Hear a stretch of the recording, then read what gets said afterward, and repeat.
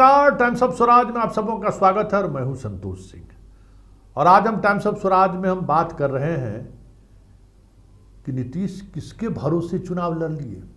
इतना बड़ा चुनाव, 16 प्रत्याशी उनके मैदान में रहे, न हेलीकॉप्टर लिए, कहने को तो प्रत्याशी को पैसा भी नहीं दिए, न प्रत्याशी के लिए प्रचार किए।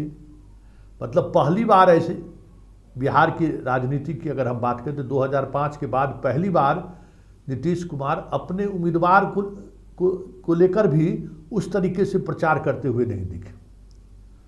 मतलब सबसे कम सभा इस बार के पार्लियामेंट इलेक्शन में उनका हुआ है। आज तक कभी वो रोड शो करते हुए नहीं दिखे, लेकिन इस बार रोड शो किए। और ऐसा भी हुआ है, कोई राज्य का मुख्यमंत्री होगा ऐसा कि चुनाव 16 उम्मीदवार 16 पार्लियामेंट कंस्टिट्यूंसी में उम्मीदवार हो और पार्टी भाड़ा पर हेलीकॉप्टर तक नहीं लिया हो। जब कभी ऐसा जरूरत पड़ा तो बीजेपी को हेलीकॉप्टर से काम करने दिए। मतलब हेलीकॉप्टर का इस्तेमाल ही वो नहीं किए, ज़्यादा से ज़्यादा वो सड़क मार्ग से ही चले। एगो बस बनवाए, वो बस से भी चले। सभा भी उस तरीके से नहीं, न सभा में उस तरीके का भीड़ भी जुटा। भाई नीतीश कुमार का भाषण सुनने के लिए कभी भी 5-10 हज़ार से कम लोग नहीं आता था, लेकिन इस बार कुर्सी लगा के उनका भाषण होता था। कुर्सी लगा के कभी नीतीश कुमार का भाषण हम नहीं सुना है, हमने कभी नहीं देखा है कि नीतीश कुमार की सभा हो और कुर्सी लगाया जाए। लेकिन इस बार नीतीश कुमार के सभा में कुर्सी पर बैठ के लोग भाषण सुने। सब जगह जिस तरीके का आकर्षण होना चाहिए नीतीश कुमार को लेकर, वो कहीं दूर तक नहीं देखा। लगा ही नहीं कि नीतीश कुमार इस प्रदेश के मुख्यमंत्री हैं और एक ऐसे दल को रिप्रेजेंट कर रहे हैं जो 2005 से लगातार बिहार में मुख्यमंत्री की कुर्सी पर बैठे हुए हैं, पार्टी उनके साथ है। सब पुराने ही लोगों को टिकट उन्होंने दे दिया, वो सभी टिकट लेके चुनावी मैदान में आ भी गए। उनका जिन लोग मंत्रियों का हाल इनका ये देखिए कि जिन मंत्री को प्रभारी मंत्री बनाया गया, उसमें बहुत सारा प्रभारी मंत्री ऐसा भी निकला कि गया ही नहीं, और जो गए भी उनको कोई मतलब नहीं रहा। मतलब प्रभारी मंत्री को लोकसभा का प्रभारी बनाया कि कुछ खर्च पानी भी देगा, कुछ नहीं। अशोक चौधरी को कटिहार की जिम्मेवारी दी गई, वो अपने बेटी के चुनाव में लगे रह गए। महेश्वर हजारी को बेटा के चुनाव में उनको भी सुपौल उपौल का बनाया गया था प्रभारी, वो बेटे के चुनाव में लड़ गए, कभी बीच में चले जाते थे। तो ये स्थिति रही। मतलब और अगर पार्टी का कभी प्रेस कॉन्फ्रेंस अगर कहिए तो कभी कोई उस तरीके का प्रेस कॉन्फ्रेंस भी नहीं हुआ जिसके सहारे जवाब दे लगे कि हाँ जवाब दिया जा रहा है, राजनीतिक बयानबाजी हो रही है। नीरज कभी कभी प्रेस कॉन्फ्रेंस कर दे, निहोरा यादव जी कर दे, मतलब सेकंड लाइन के जो प्रवक्ता की टीम है वो कर दे, नीरज जी रोज सुबह सुबह एगो वीडियो डाल दे। मतलब पूरी मशीनरी जो चुनाव की राजनीति की जो बात करते हैं, तो चुनाव में जो चीज़ें देखनी चाहिए, भाई पार्लियामेंट का चुनाव हो रहा है ना, और इतना महत्वपूर्ण चुनाव है। सामने में लालू यादव है जो पूरी तौर पर जातीय गोलबंदी करके बिहार को 95 की स्थिति में ले जाने की कोशिश में लगे हुए हैं भी। फिर भी तो आज तो प्रचार अभियान खत्म हो गया ला। अब तो कुछ ऐसी चीज़ें बची नहीं हैं। कल तक जो है जो कुछ प्रचार होगा सो होगा। अब सीएम का लगभग कार्यक्रम प्रचार अभियान का खत्म हो चुका है। तो इस ढीले ढाले व्यवस्था में भी सीएम की पार्टी मैदान में डटी हुई है और लोग अब चर्चा ये करने लगे हैं कि कहीं बीजेपी से ज़्यादा सीट न कहीं नीतीश कुमार जीत ले। आखिर इसकी वजह क्या है? क्या जिस व्यक्ति का आकर्षण इस तरीके से कम हो गया होगा, भाषण सुनने के प्रति लोगों में अब कोई दिलचस्पी नहीं रही। ऐसे लोग अगर हम बात करें, ऐसे लोग किस आधार पर नीतीश को वोट किए होंगे? आप जरा सोचिए, क्या सोच के वोट किए होंगे? लेकिन फिर भी लोग वोट किए। कहते हैं कि जो महिलाएं जो बढ़ चढ़ कर हिस्सा ली है नीतीश का योगदान है। तो आखिर वो अपने भाषण में ऐसा क्या कह रहे थे, या उनकी क्या तैयारी रही पर्दे के पीछे? तो ये जानकर आप हैरान रह जाएंगे। आज इस बार अगर नीतीश कुमार का बेहतर परफॉर्मेंस होता है तो उसकी वजह क्या है, उनके भाषण से समझा जा सकता है। तो ज़्यादा भाषण के उस क्लिपिंग को जरा आप सुनिए और उसके बाद उस पत्र को देखिए, जो पत्र चंद्रशेखर के द्वारा जो सीएम आवास में पोस्टेड है, उस जीविका और बाकी स्वयं सहायता समूह को जो पत्र जारी किया गया है, उस पत्र के मजबूत के सहारे समझ सकते हैं कि बिहार में महिला वोटर इतनी बड़ी संख्या में कैसे मतदान केंद्र पर जा रही है। मतलब फुल प्रूफ ब्यूरोक्रेसी के सहारे जो चीज़ें हो सकती हैं वो पर्दे के पीछे चला। और नीतीश कुमार पूरी तौर पे 2005 से लेकर अभी तक महिलाओं के लिए उन्होंने जो काम किया है, पूरा भाषण, भले वो भाषण पढ़ कर दिए हों, लेकिन पूरा भाषण उसी पर केंद्रित रहा।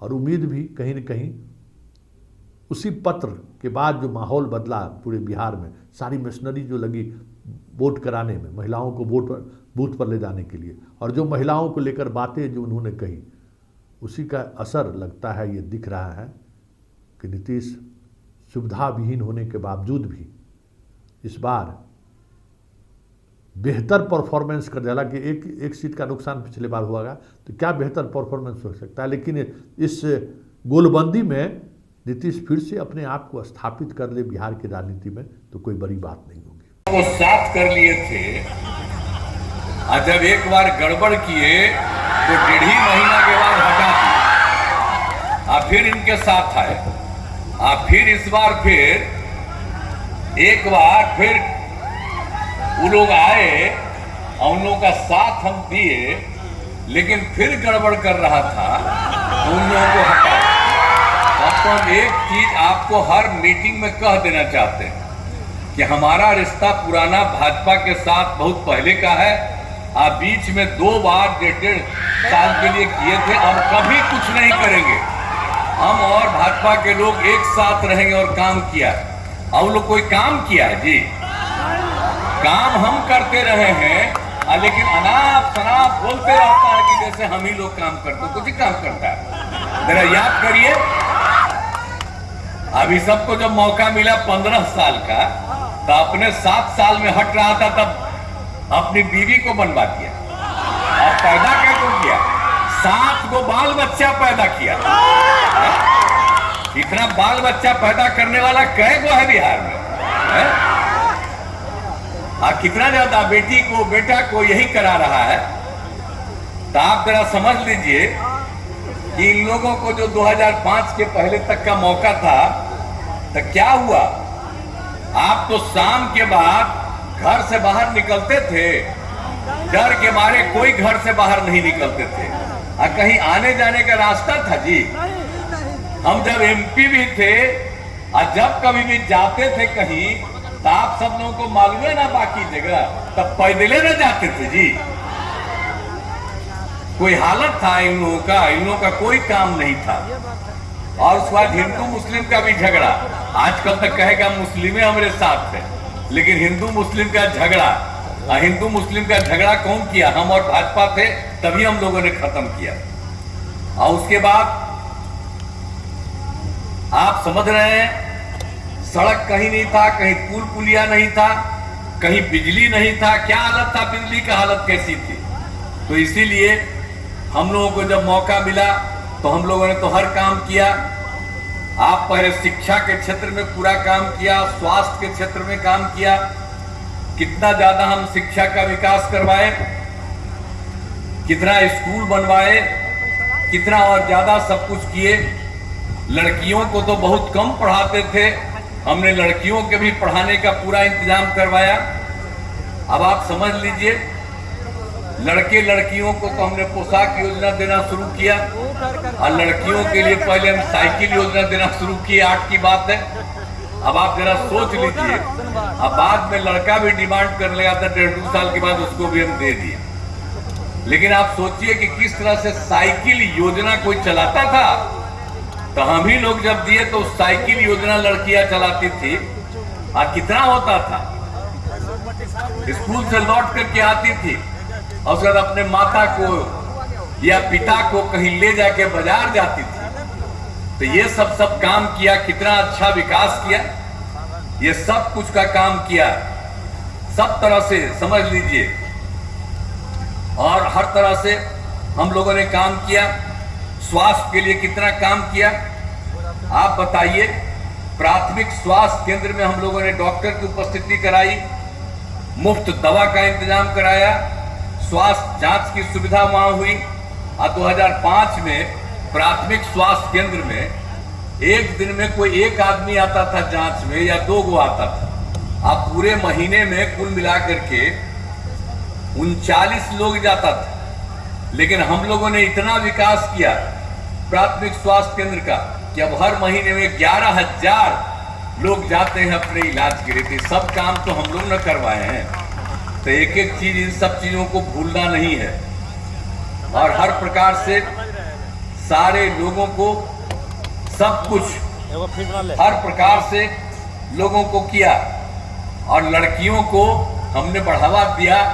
और आप जानते हैं पहले हमने तो सभी पंचायतों में उच्च माध्यमिक विद्यालय 10+2 का इस्तेमाल करा दिया, और लड़कियों को इंटर पास करने पर हम 25,000 रुपया देते हैं और स्नातक पास करने पर 50,000 रुपया देते हैं। तो कितना सुविधा हुई है लड़की। अब पहले कितना कम पढ़ती थी। अब मेरा तो शुरू से काम था कि लड़का को भी पढ़ना चाहिए, लड़की को भी पढ़ना चाहिए। अब बताइए, हम आप सब हैं तब मां न पैदा किए हैं जी, तो इसलिए लड़कियों का भी तो विस्तार होना ना चाहिए। तो शुरू से कर रहे, तो इसलिए कितना विस्तार हमने करा दिया। अब कितनी लड़कियां पढ़ रही हैं, सब तरह से एक एक काम करा दिया हम लोगों ने। और पूरे तरह से आप जानते हैं कि बालिका शिक्षा में आपको कितना प्रजनन दर में कमी आई थी।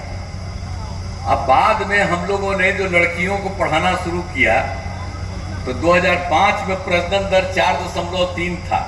अब तो 1-1.5 साल पहले घट करके हो गया 2.9, और फिर और इलाज हो रहा।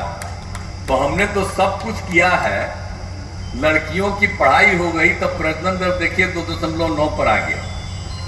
तो हर प्रकार से एक काम किया है। स्वास्थ्य के क्षेत्र में आपको हम बता दिए हैं हर तरह से काम, तो कोई काम हम लोग नहीं छोड़े। आई लोग हिंदू मुस्लिम में मुस्लिम को समझता है, हिंदू मुस्लिम का झगड़ा होता था। तो हमने तो आपको बता दिया कि हम ही लोग भाजपा के लोग साथ थे, तो हम लोगों ने तो मदरसों को सरकारी मान्यता दिया। पहले ही मदरसा को देता था सरकारी, खाली वोटे लेगा। तब मुस्लिम को तो समझ लेना चाहिए कि जो कुछ नहीं करता था उसको वोट दीजिएगा। हम अब भाजपा के लोग आपके लिए इतना काम कर दिए, मदरसा में भी जो उनके शिक्षकों को सरकारी शिक्षक की तरह देने लगे। दूसरा बार क्या था, कब्रिस्तान कितनी घेराबंदी कराए, उन्हीं लोगों ने बताया था। 8,000 से थोड़ा ज्यादा वो कर दिया, 1,000 और बताया, उसका भी कर रहे हैं। अब क्या स्थिति हो गई है, कहीं हिंदू मुस्लिम का झंझट है। और आप जानते हैं कि अब कोई झगड़ा नहीं। और हम लोगों ने तो हिंदुओं के लिए भी 60 वर्ष के पुराने मंदिरों का भी हम 2016 से 4 दीवारी करा रहे हैं। हम देखते थे उसमें भी कुछ चोरी कर लेता था, इधर उधर मूर्ति वगैरह इधर उधर कुछ निकालने के चक्कर में, तो हम लोग वहां भी कर दिए। तो एक एक तरह से सब काम हम लोग करते रहे। तो हर प्रकार से सारा काम हम लोगों ने किया है। और आप जानते ही हैं जब हम लोग काम कर रहे थे तो क्या हो गया, हर घर नल का जल, हर घर बिजली, हर घर